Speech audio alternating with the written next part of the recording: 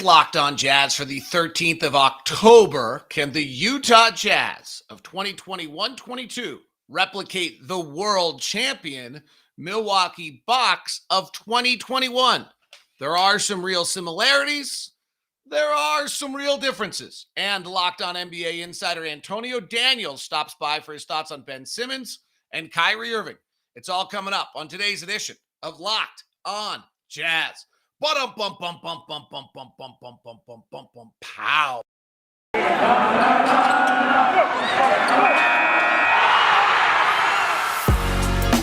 You are Locked On Jazz, your daily podcast on the Utah Jazz.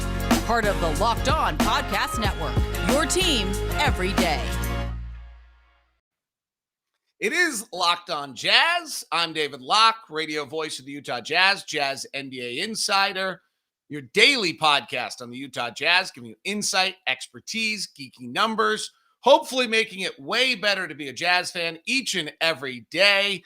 Thank you so much for making Locked On Jazz your first listen of the day. And we are here for you every day, free and available on all platforms, including YouTube and Locked On Jazz. If you're watching on YouTube, right down there, subscribe, like, set notifications, and know when we're live. Appreciate it if you do that. Well, I got to take care of one piece of bookkeeping because Bryce is here this morning to say good morning.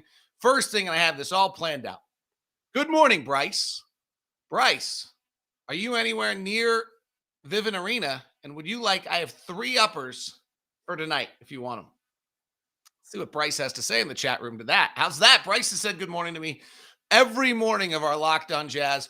First thing, and so I thought I'd see if I could reward him with either 2. I happen to have 3 uppers tonight for Jazz and the Milwaukee Bucks. Let's get to the topic at hand. The Milwaukee Bucks are the world champs, and it was clear that the Utah Jazz team this year, in all their media sessions, were given hope. The players were given hope by the Milwaukee Bucks. That the fact that this team that had knocked on the door multiple times and then fell short, broke through to win the championship last year, was giving the Jazz players a lot of confidence and belief that they could do the same thing after the various playoff fails. And I think when you look at the Jazz, really, you're able to couple the Warriors series, the Rockets series together. To me, we really have 2 playoff series that are playoff failures, if you want to call it that. I put quotes in it for those of you who are not watching live. And that's the Nuggets and the Clippers. 2 series where we were ahead, 2 series where we could have won. And so I think that's our 2. That's where the Bucks were too. The Bucks had 2 tremendous playoff failures so far with their loss to the Milwaukee Bucks, or to the Toronto Raptors, and the Kawhi Leonard outplayed Giannis. And then when they faded in the bubble in the midst of the Jacob Blake protest and boycott, and just seemed to be a team that lost its kind of focus on basketball, rightfully so.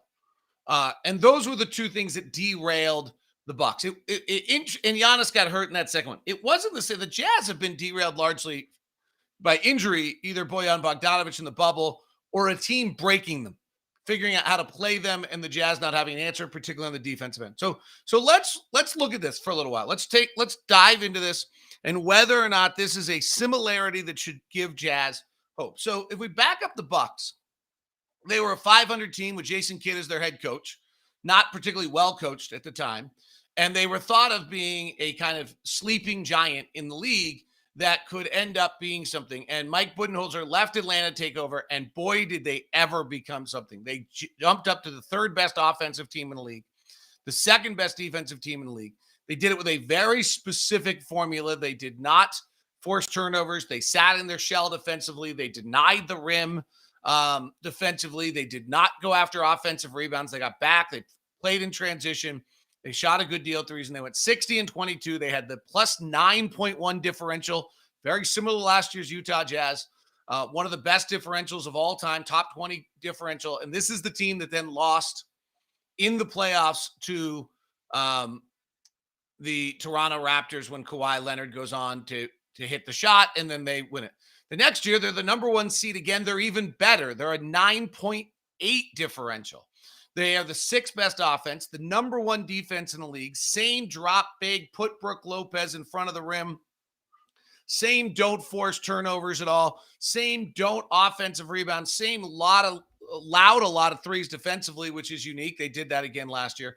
And then they lose in the bubble to the Miami Heat. And there's all sorts of circumstances around there. But at the time, it really felt like, wow, they've got like maybe one more shot for Chris Middleton and Giannis together, and they're coming to their end. And then this is what's really interesting to me. You look at last year's 2021 team, and Mike Budenholzer starts to play around with things, try different things, look at different ways to play, change the way they do things, and they're not nearly as good. They go 46-26. Their plus minus differential from 9.8 drops all the way to 5.5. They're actually the 5th best team in the league now. Their offense, which was great, goes to 7th. They do add offensive rebounding. Their free throw rate drops. They change a little bit of the way they play offensively. Defensively, they go from number 1 or 2 defense league to 10th. And they go through all of this fiddling through the regular season. They end up with the 16th best effective field goal percentage defense, which really isn't very good. They're 23rd in league in forcing turnovers. They don't foul, and they grab all the rebounds. And so they adjust a little bit through the year who they are. They make some alterations. They add PJ Tucker. They switch more 1 through 5. They play a little less drop big with Robin Lopez, or excuse me, with Brook Lopez, who's just terrific. I think people forget how good a player he is. He averaged 20 points a game in Brooklyn at one point. So, I mean, he's really an all-star caliber player they have in the middle. They're loaded. They're great. They won a championship. And then frankly, they get a little lucky. Like, where everyone wants to talk about Phoenix and their route. But I would also say that the Milwaukee Bucks last year had a little bit of a fortunate route, right? Kyrie Irving and James Harden have all their issues, and they beat the Bucks on when Kevin Durant's foot doesn't go through the line. They get a Miami team that they just hammer in the first round, 4-0, and a Miami team that I don't think, was quite right in any way. Jimmy Butler was not very good in those playoff series. Goran Dragic is only okay. So that team, give them credit. Let's not take anything away, but that Miami team, and they hammer them. Giannis goes off. They have great balance. They do a lot of things.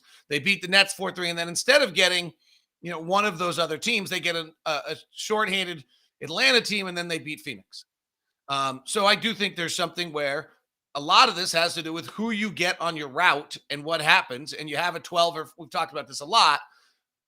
You have a 12 or 15% chance to win the title, and you just kind of peck at it. And Milwaukee, didn't get the coin flip, and this time they did.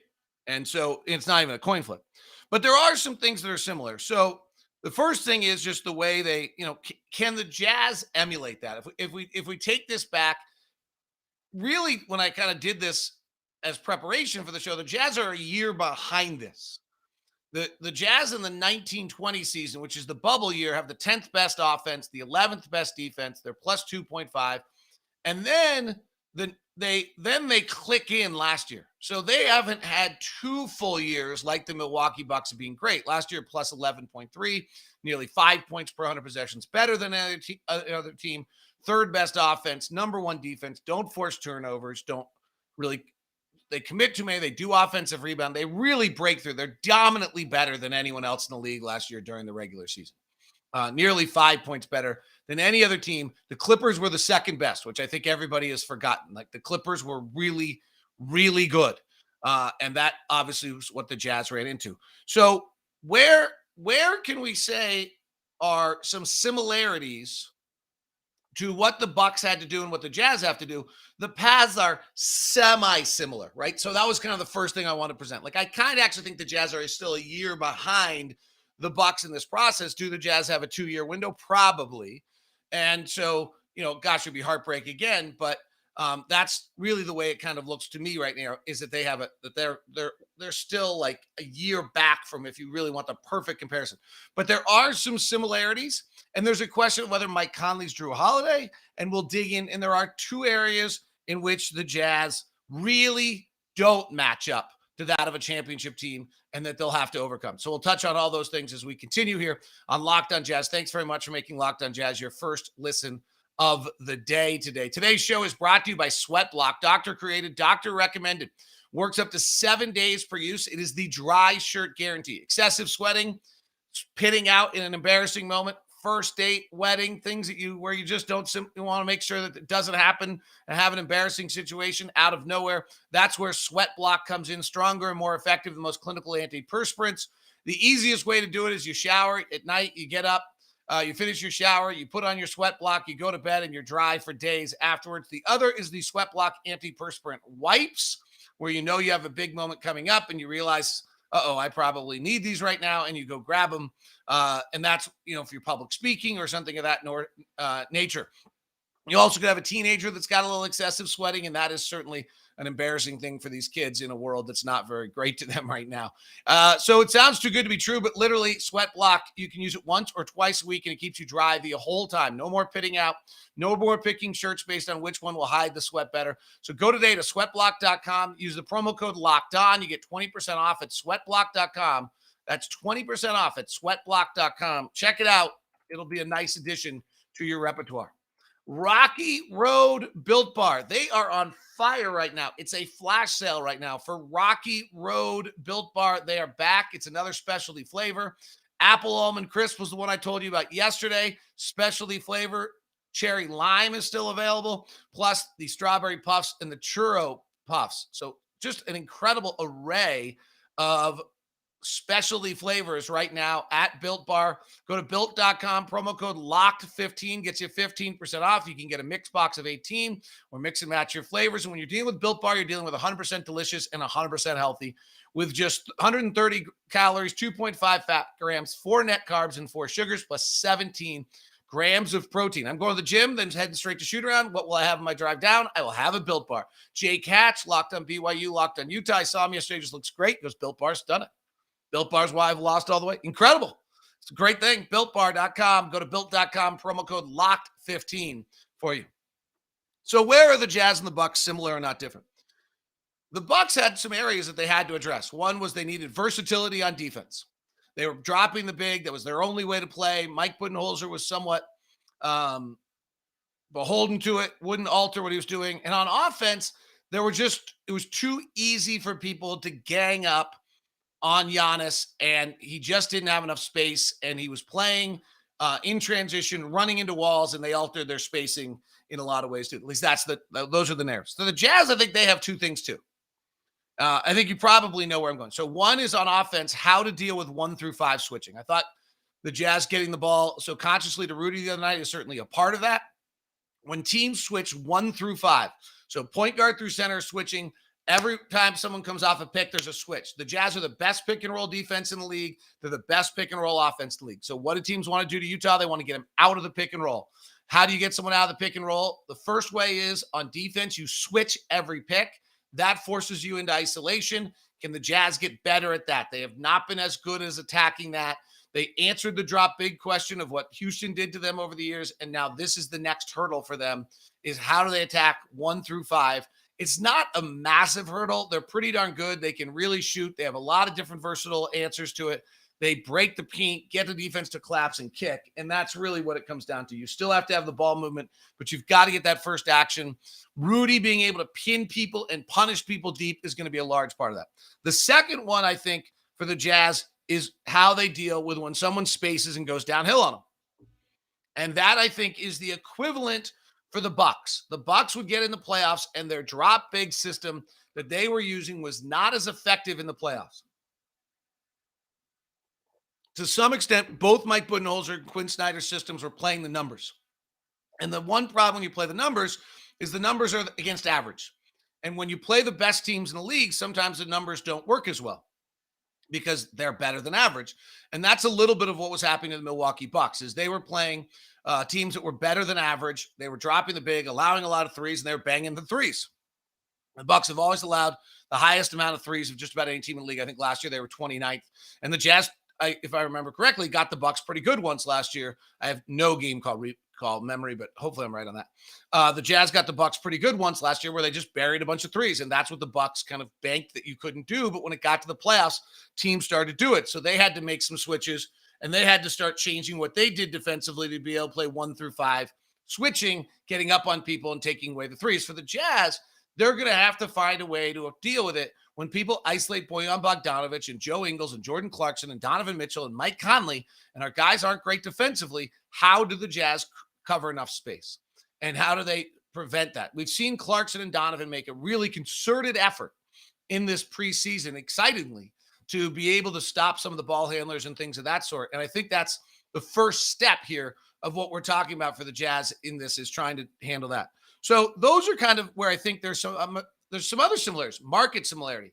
You're probably not signing free agents. So the Bucks went and made the all-in trade for Drew Holiday. To some extent, I wonder if that's the Jazz Mike Conley trade, and that last year was year one of this process with Mike Conley after year not quite getting it the first year. And so this is year 2 with their Drew Holiday move.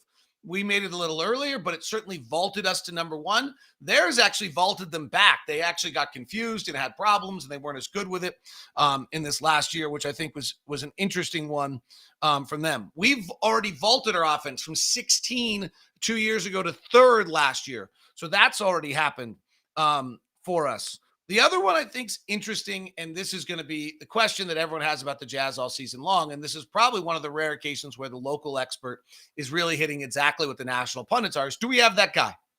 Giannis was unreal in the playoffs, right? He averaged 30 points. He has 2 iconic moments, the block and the alley-oop, in the history of the NBA for what he did last year in the playoffs, and he carried that team and willed them past.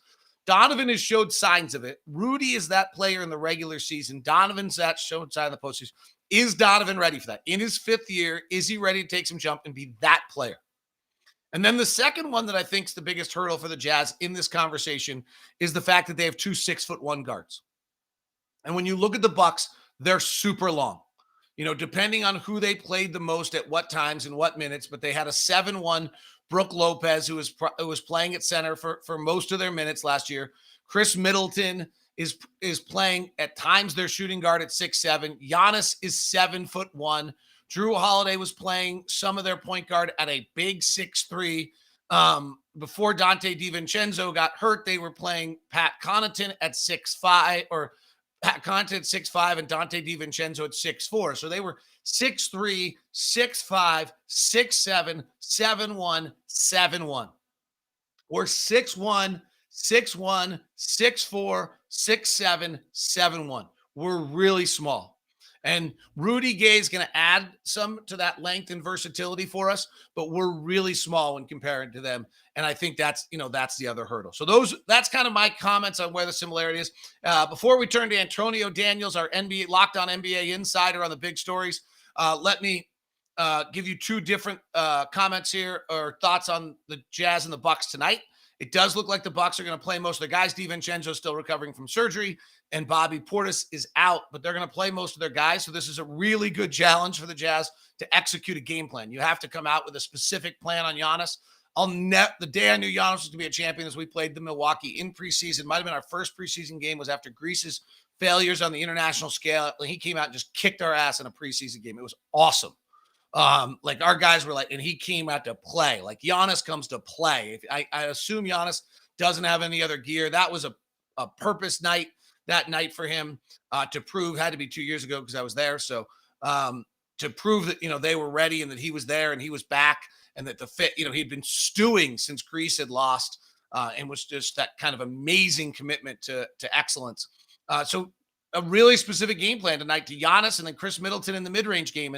And where do the Jazz play their bigs? Does Rudy come up a little bit more on Middleton and Holiday, who are good mid-range players? So this is a really good test for the Jazz in regards to game planning. And then the other aspect, I think, is watching the rotation. Hassan Whiteside had a really tough night the other night. What do the Jazz do in that regard? Who do the Bucks play as their backup center with, which in the regular season will be Bobby Portis, but he's not available. tonight. So who do they go to as their other big? And do they go to a smaller level to some? Waru has played very, very well for them. Out of Louisville in the preseason so far. He played 30 games for them last year. He's more of a small forward, but they've been using a smaller lineup when they have him on the floor. So we'll see what they do. And do the Jazz play Eric Pascal at all? Excuse me. As a let me have a sip of water. Do they play Eric Pascal at all as a 5 tonight in that matchup? All right, so those are my thoughts for today. Keep an eye on it. Trent Forrest is out. He's under concussion protocol. Hopefully Jared Butler's back.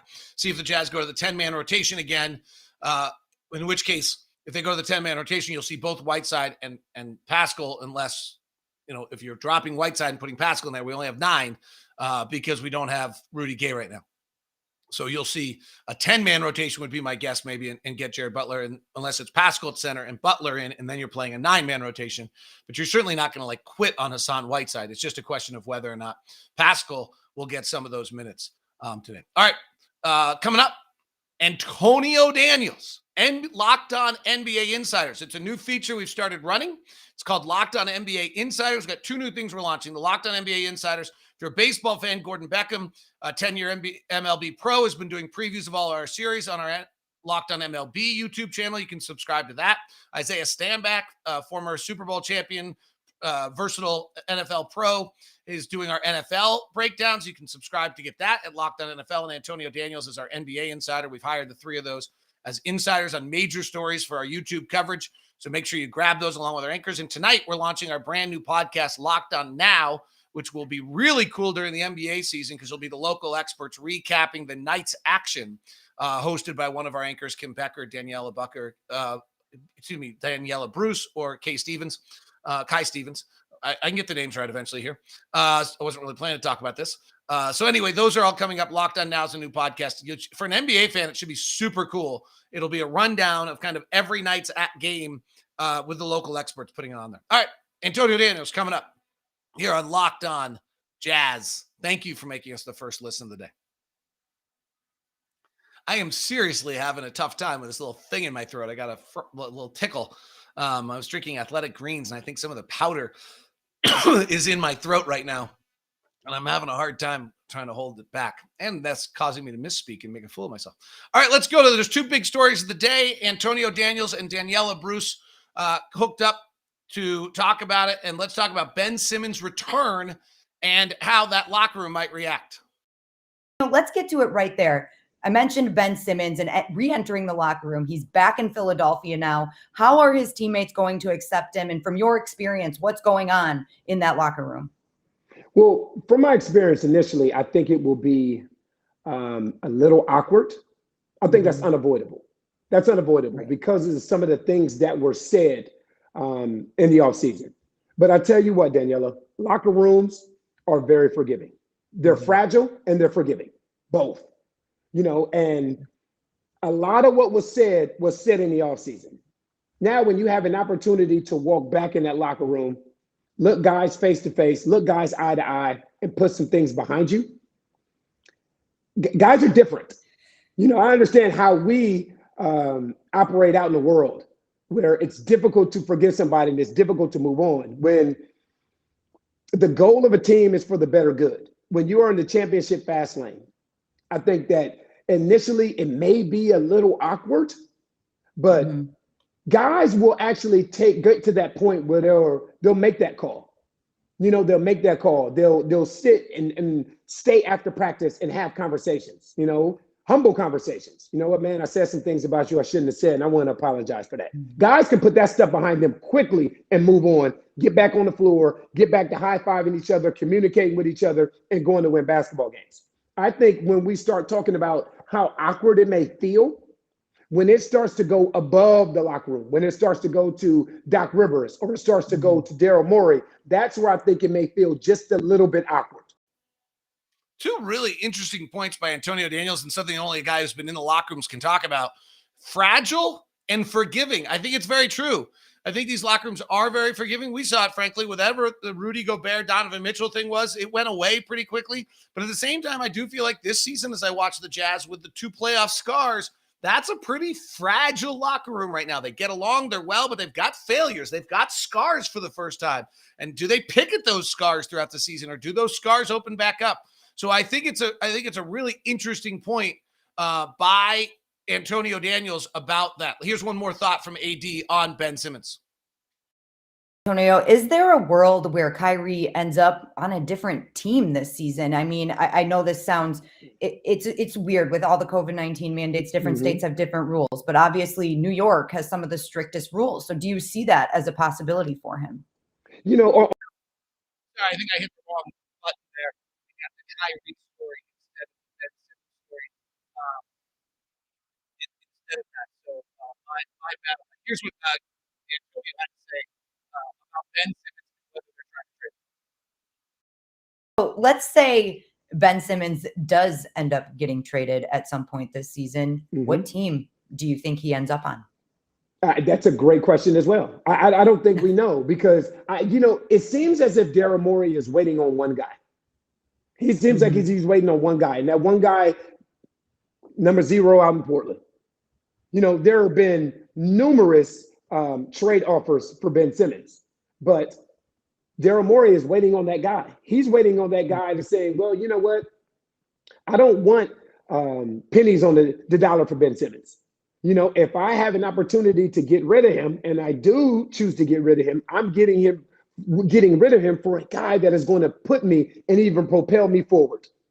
So, you've heard Sacramento, you've heard Portland, but you haven't heard Damian Lillard. It's been more CJ McCollum and Covington and some of those guys. You've heard San Antonio mentioned. So I don't know. It seems as if Daryl Morey's waiting on that guy.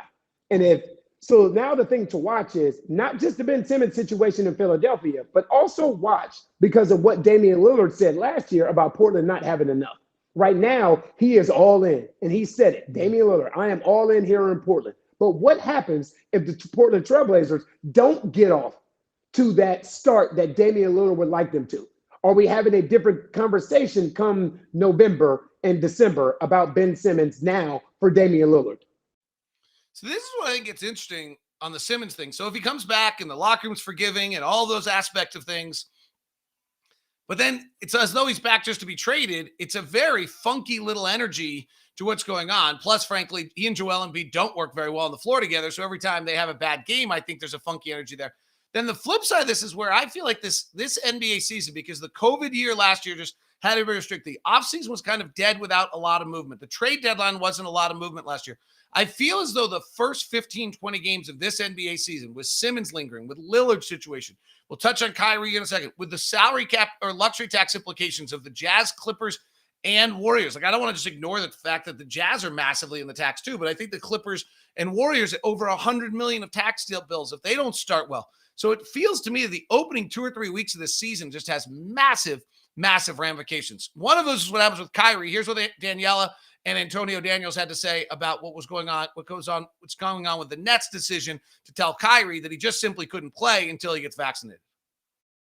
York came out with their COVID-19 vaccine mandate. It was thought that Kyrie Irving, who is not vaccinated, would at least be able to play in the road games. But today's decision that he is not going to be involved with the team at all unless he goes all in and ultimately gets the vaccine. How did we get to this point, Antonio? Well, Daniela, I think you just said it. The 2 words that you just said is all in. And I think that's incredibly important, because when you were talking about team sports, this isn't tennis, this isn't swimming, this isn't golf, this is not an individual sport. This is a team sport. So what the Brooklyn Nets did is they drew a line in the sand. And they said, you can't have 1 foot in and 1 foot out. In the culture that we're living in now, with everything that our country and our world are dealing with, if you go all the way back to 2019, 2020, there's no more walking on the fence. It's time to be all in or all out. You have to choose a side. And in particular, when you're discussing professional sports, you can't have a guy with 1 foot in and 1 foot out. Either you're all in or you're all out. Having someone there for 41 games. Like, do you understand how important chemistry is in the NBA as a whole? developing chemistry. You know, you have 6-game home stands. You will be without Kyrie Irving then. You know, with all due respect to Kyrie Irving, you know, make your decision. Make your decision. That's cool, you know. But the Brooklyn Nets and Sean Marks had to make an executive decision, not in what's best for Kyrie Irving, but in turn, what is best for the other 13 or 14 guys in that locker room. Antonio Davis with some strong thoughts. Those are available at Locked On NBA on YouTube. You can get those entire interviews, both those breakdowns from our insiders. Subscribe on Locked On NBA, plus Locked On MLB's got Gordon Beckham, and Locked On NFL's got Isaiah Sandback. Right over here, you can subscribe to Locked On Jazz right there and also hit for notifications. That wraps us up today. Hope you enjoyed the show. Bryce gets to go to the game today for being a loyal YouTube early viewer. We appreciate it. This is Locked On Jazz. Thanks very much for making us the first listen. And for your second listen, take a second. The ultimate NBA preview is up and out on the ultimate NBA preview, on the ultimate preview feed with the preview for the season. So you can go grab that. Plus, Locked On Fantasy Basketball is getting ready for the fantasy season for your second listen.